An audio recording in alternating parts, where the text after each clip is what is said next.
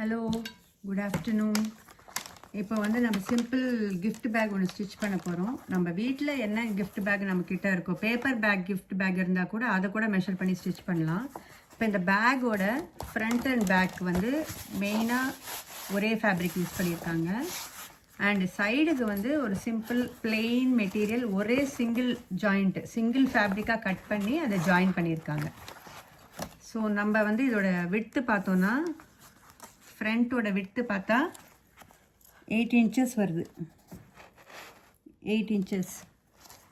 அதே வந்து இதோட லென்த் ஹைட்டு பார்த்தோன்னா 10 inches வருது. கிட்டத்தட்ட 10 inches. இந்த சைடு ஜாயின் பண்ணதை இதோட விட்த்து பார்த்தோன்னா, இந்த 1/2 inchலேருந்து இது கால்குலேட் பண்ணி எடுத்தோன்னா 4 inches வருது. தெரியறதா? 4 inches.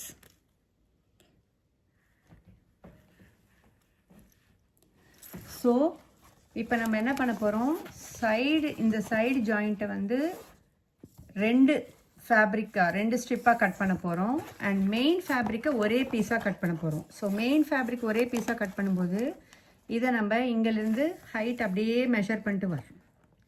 ஃப்ரண்ட்டில் இதுலேருந்து ஆரம்பித்து இங்கே வரைக்கும் 10 inches. அதுக்கப்புறமா இந்த இடத்துல ஜாயின் பண்ணி இங்கேருந்து இப்படி கொண்டு வரும்போது கிட்டத்தட்ட 20, இங்கேருந்து வரும்போது 22.75 வருது. ஸோ 22.75. ஸோ 22.75 அப்படின்னா ஒரு 24 inchesக்கு எடுத்துக்கலாம். 24 inchesக்கு எடுத்துக்கலாம். நான் வந்து 25 inchesக்கு எடுத்திருக்கேன். அதுக்கப்புறமா பார்த்தோன்னா இந்த ஹேண்டில் வந்து 12 inches வருது. ஸோ இதை இப்படி மெஷர் பண்ணிட்டே வந்தோன்னா இந்த இடத்துல வரும்போது 12 inches. ஸோ 12 inches வரும்போது 13 inchesஸாக எடுத்துக்கலாம். ஸோ இப்போ ஹேண்டிலோட ஸ்ட்ரிப்பு பார்த்தீங்கன்னா, ஹேண்டிலோட ஸ்ட்ரிப்பு 2 inchesக்கு எடுக்கிறோம். எடுத்துகிட்டு 2 1/4 எடுத்துகிட்டு 2 inches எடுக்கலாம்.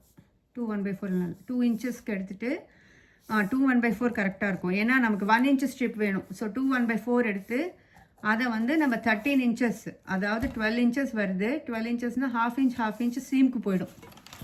ஸோ இது உள்ளார இந்த சீம் உள்ளார வச்சு தைச்சிருக்காங்க இல்லையா, ஸோ இதுக்கு வந்து half inch உள்ளார போயிடும். ஸோ போயிடுச்சுன்னா நமக்கு அவுட்புட் இதோட ஹேண்டிலோட வெளியில் ஃபைனல் வந்து நமக்கு ரெடி ஹேண்டில் வந்து 12 inchesக்கு வரும். ஸோ இப்போ நம்ம ப்ளவுஸ் பீஸில் பண்ண போகிறதுனால மெயின் ஃபேப்ரிக் வந்து சிங்கிள் பீஸ் தான் கட் பண்ணுறோம். நான் வந்து 24 inchஸே எடுக்கிறேன். 24 inches ப்ளஸ் இன்ட்டு 9 inches. இது வந்து 8 inches இல்லையா. ஸோ நமக்கு வரும்போது இந்த 24 inchஸில் 1 inch சீமுக்கு உள்ளார போயிடும். சீம் உள்ளார போயிடுச்சுன்னா நமக்கு 23 inches by 8 inches தான் இந்த பேக்கோட ஃபைனல் ரெடி அளவு வந்து நமக்கு வருது.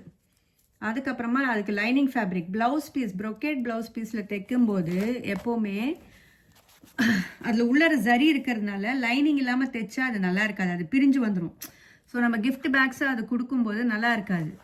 ஸோ நம்ம பண்ண வேலை வந்து ஃபினிஷ்டாக நல்ல அவுட்புட்டாக கொடுத்தோன்னா நமக்கு ஃப்யூச்சரில் அது பிஸ்னஸ் பண்ணும்போது will get lot of orders. இன்னொன்று வந்து லைனிங் ஃபேப்ரிக் ஒரு பீஸ் வந்து அதே மாதிரி 24 inchesக்கு கட் பண்ணிவிட்டு அதில் சீம் 1 inch போயிடுச்சுன்னா 23 inches. ஸோ 9 inchesக்கு 9 inches விடத்துக்கு நம்ம கட் பண்ண போகிறோம். ஸோ மெயின் ஃபேப்ரிக்கில் 1 பீஸு, லைனிங் ஃபேப்ரிக்கில் 1 பீஸு. சைட் ஜாயிண்ட் வந்து 5 inches, ஏன்னா இது வந்து 4 inches காமிச்சுது. ஸோ 1 inch வந்து சீமுக்கு போயிடும், உள்ளார போயிடும். நமக்கு எப்படி இருந்தாலும் சீமுக்கு போயிடும். உள்ளார சீமுக்கு போயிடுச்சுன்னா 11 inches இன்ட்டு 11 inches வரும். ஸோ இன்ட்டு 11 inches வந்து இந்த விட்த்து. இது வந்து சைட் ஜாயிண்ட்டை 2 பீஸ் கட் பண்ணணும்.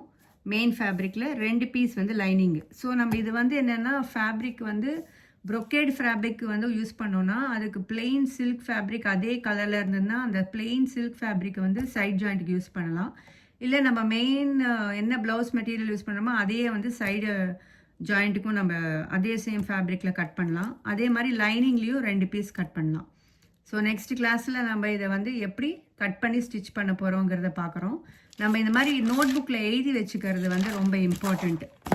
ஏன்னா ஃப்யூச்சரில் நம்ம திருப்பி நம்ம தைக்கும்போது நமக்கு ரெஃபரன்ஸ்க்கு எவ்ரி டைம் தேவைப்பட்டுச்சுன்னா இந்த மாதிரி நோட் புக்கில் எந்த ஒரு ஸ்டிச்சிங் பண்ணுறதா இருந்தாலும், எந்த ஒரு ப்ராஜெக்ட், சின்ன சிம்பிள் ப்ராஜெக்ட், பர்ஸாக இருந்தாலும் சரி, ட்ரெஸ்ஸாக இருந்தாலும் சரி, அதோட தியரி ஃபஸ்ட்டு நம்ம நோட் புக்கில் எழுதி வச்சுட்டோம்னா கட்டிங் எவ்வளோ வேணும், எத்தனை ஃபேப்ரிக் வேணும், எவ்வளோ மீட்டருக்கு வேணும், எவ்வளோ இன்ச்சஸ்க்கு நம்ம கட் பண்ணணும் அப்படிங்கிறத எழுதி வச்சுட்டோம்னா அதை கரெக்டாக ஃபாலோ பண்ணி நம்ம அதை மெயின் ஃபேப்ரிக்லேயும் லைனிங் ஃபேப்ரிக்லேயும் கட் பண்ணி ஸ்டிச் பண்ணோன்னா நமக்கு ஈஸியாக இருக்கும்.